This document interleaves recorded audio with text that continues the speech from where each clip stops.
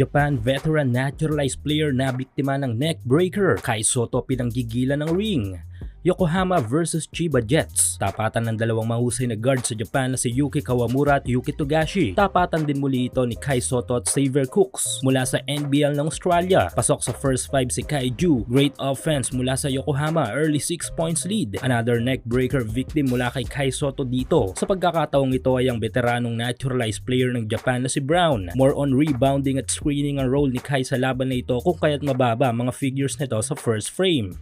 3 minutes mark, haya atake sa depensa ni Brown. Di nakalusot pero nakakuha ng foul. 1 of 2 si Kai sa linya. Pahinga muna sa game ang ating pambato, lamang ng 4 ang Yokohama. Naging intense ang last 1 minute ng first period nang makuha ng Chiba ang lamang. Buti na lang to the rescue ang mga tirador ng Yokohama, Matsukasi at Oliver. Mapupunta sa kamay ng Yokohama ang lamang sa pagtatapos ng first quarter, 21-17.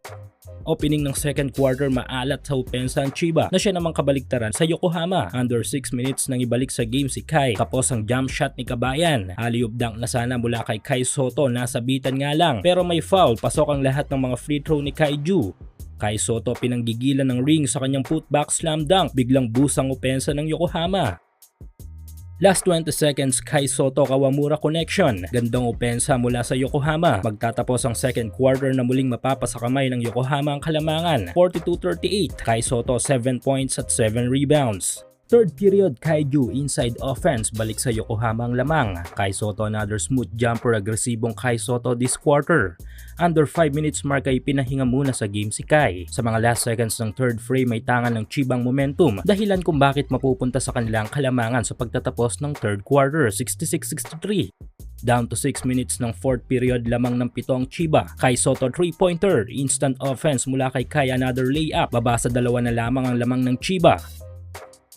2 minutes ng fourth frame, biglang busang opensa ng Chiba. Hirap na din makakuha ng mga magagandang tira ang Yokohama. Last 1 minute, medyo malayo na sa katotohanan, ngunit tuloy pa rin sa pagkayod ang ating pambato. Dahil sa malaking kalamangan ay mapupunta sa Chiba ang panalo sa laban na ito. Kai Sotto double-double figures, 18 points and 10 rebounds.